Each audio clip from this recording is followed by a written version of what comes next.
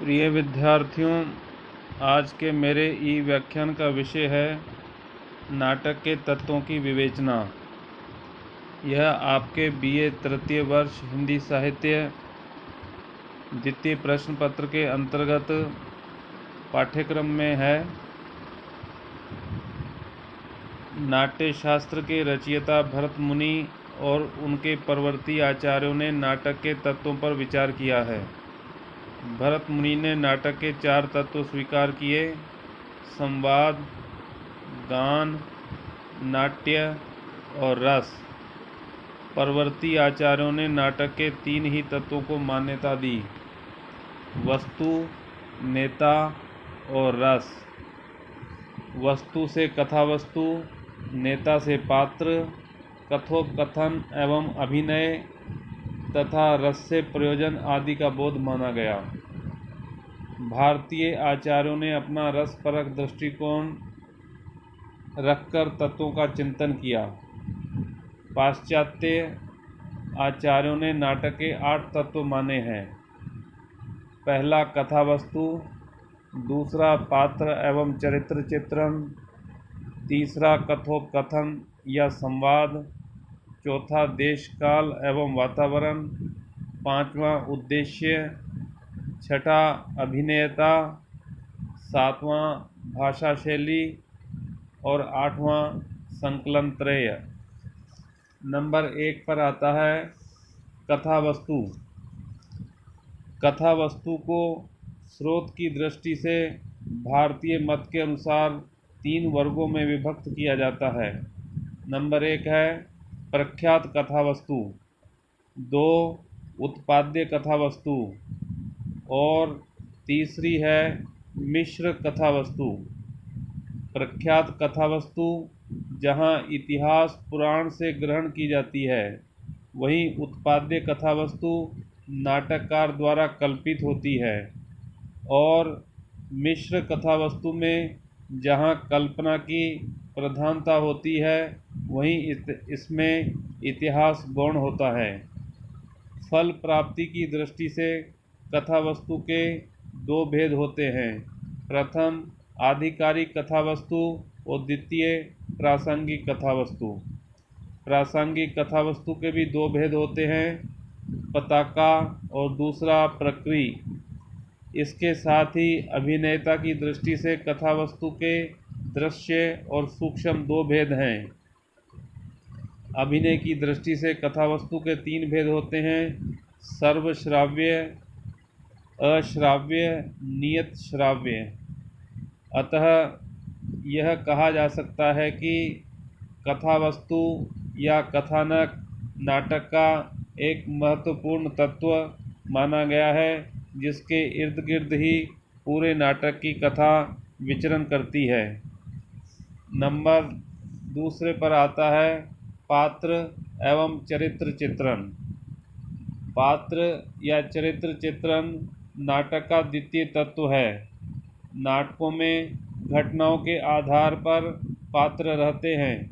प्रमुख पात्र नायक कहलाता है और उसकी पत्नी नायिका।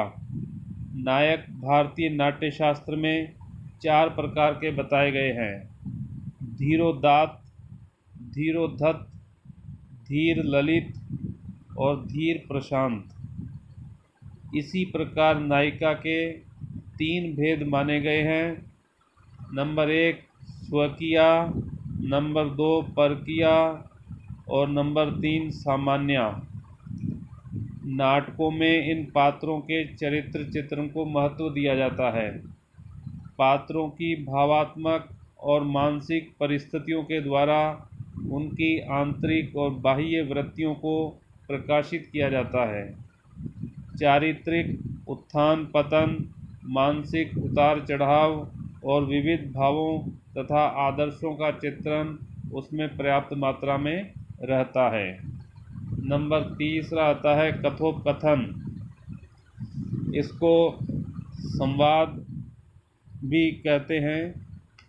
भारतीय आचार्यों ने कथोपकथन के 3 भेद माने हैं: नियत श्रव्य, सर्वश्रव्य, अश्रव्य।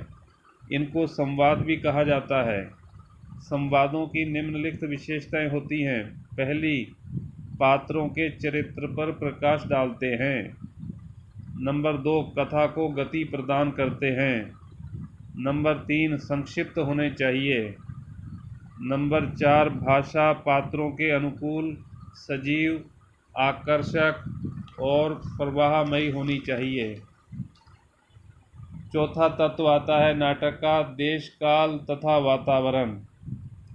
नाटक का कथानक जिस काल का है और जिस देश का है, उस काल और देश की राजनीतिक, आर्थिक, सामाजिक एवं सांस्कृतिक तथा धार्मिक अवस्थाओं का चित्रण देश, काल तथा वातावरण कहलाता है। देश, काल तथा वातावरण के चित्रण से कथानक में स्वाभाविकता आती है। नंबर 5वां है उद्देश्य।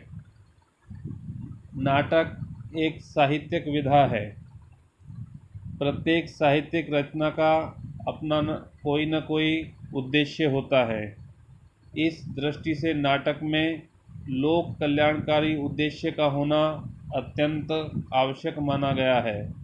जिस नाटक का उद्देश्य जितना लोक मंगलकारी होता है, उसका साहित्यिक मूल्य भी उतना ही अधिक बढ़ जाता है। नंबर 6, अभिनेता। नाटक के तत्वों में अभिनेता का अलग से तत्व के रूप में उल्लेख नहीं किया गया है, क्योंकि यह तो सब में सम्मिलित रूप से विद्यमान रहता है। नाट्य शास्त्र में अभिनय 4 प्रकार का माना गया है। आंगिक या कायिक, अंगों के द्वारा या शरीर के द्वारा अभिनय करना। वाचिक, वचनों के द्वारा, वाणी के द्वारा। आहार्य, नंबर 3 पर। नंबर 4, सात्विक,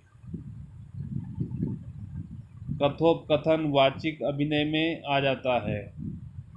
इस प्रकार देखा जाए तो अभिनेता भी नाटक का एक आवश्यक तत्व माना गया है।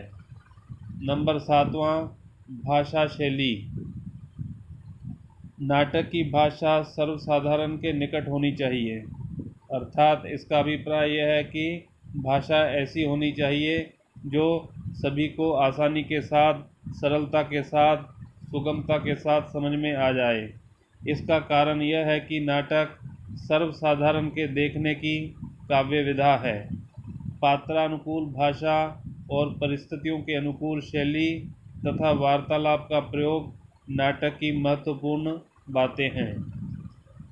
नंबर 8वां व अंतिम जो इसका तत्व है वह है संकलन त्रय।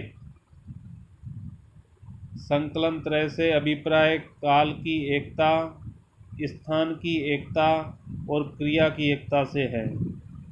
संकलन का मतलब होता है इकट्ठा किया गया, त्रय यानी 3 जगह। ग्रीक आचार्यों का यह मत था कि नाटक में वर्णित घटना एक ही दिन में घटित हुई हो, एक ही स्थान पर घटित हुई हो तथा वह किसी एक ही कार्य या उद्देश्य से संबंधित हो। किंतु नाटक की रचना में यह सिद्धांत अधिक व्यावहारिक नहीं मालूम होता है। निष्कर्ष, संक्षेप में स्पष्ट हो जाता है कि आधुनिक हिंदी नाटकों में कुछ नाट्य तत्व तो संस्कृत नाट्य शास्त्र से अपनाए गए हैं और कुछ नवीन चिंतन तथा पाश्चात्य प्रभाव पर आधारित हैं। इन्हीं नाट्य तत्वों को ध्यान में रखकर अधिकांश नाटकों की रचना की जाती है।